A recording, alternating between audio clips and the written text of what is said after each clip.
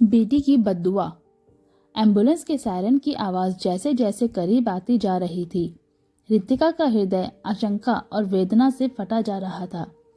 घर परिवार के सभी लोग इकट्ठा हो चुके थे और आंखों ही आंखों में शायद एक दूसरे को जवाब दे रहे थे। आज सुबह ही तो पापा से अस्पताल में मिलकर आई थी और तभी से एक अजीब सी बेचैनी हो रही थी, जैसे कुछ बुरा होने वाला है। आशंका सही साबित हुई। एम्बुलेंस में पापा आए तो थे, पर सफ़ेद कफन में लिपटे हुए जा चुके थे वो हमेशा के लिए हमें छोड़कर। दो छोटे भाइयों और माँ के करुण क्रंदन से रितिका अपने पापा को ऐसे देख होश खो बैठी थी। जब थोड़ा होश आया तो देखा पापा को उनकी अंतिम यात्रा पर लेकर जा रहे थे। पीछे पीछे रोती बिलखती रितिका बस पापा लौट आओ के पुकार लगाती बदहवास सी भागे जा रही थी और बेहोश होकर गिर पड़ी। शाम को श्रृंगार विहीन और सोनी आंखों से पापा की तस्वीर निहारती माँ और भाइयों को देख रितिका की रुलाई फूट पड़ी।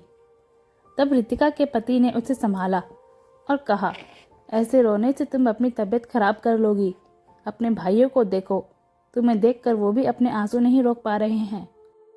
तुम तीनों को अब मजबूत होना पड़ेगा और अपनी मम्मी के साथ घर को भी अच्छे से संभालना होगा। रितिका का पीहर भी चाचा ताऊ से भरपूर बड़ा परिवार था और सभी में एकता और प्यार भी खूब था। उसे भी लगा चलो मम्मी के दुख को उनकी देवानी जेठानियाँ मिलकर बांट लेंगी और भाइयों को भी बड़ों का प्यार संरक्षण मिलेगा। रात को सभी के बिस्तर बरामदे में लगे थे। सारे चाची ताई और छोटी बुआ सब वही मम्मी के पास थी। मम्मी को हाई बीपी की वजह से इंजेक्शन देकर कमरे में लेटा दिया था। गर्मी का मौसम था तो रितिका पापा को याद करती हुई सीढ़ियों पर बैठी थी कि तभी उसके कानों में बरामदे से आवाज़ आई, अरे दीदी, हमें तो कल रात ही पता चल गया था कि छोटे देवर जी को दोपहर तक ले आएंगे। मैंने तो तभी पार्लर वाले को फ़ोन कर दिया कि सुबह मेरी वैक्सिंग, फेशियल और आईब्रो कर जाए और फिर हम सब ने ही थोड़ा थोड़ा करा लिया।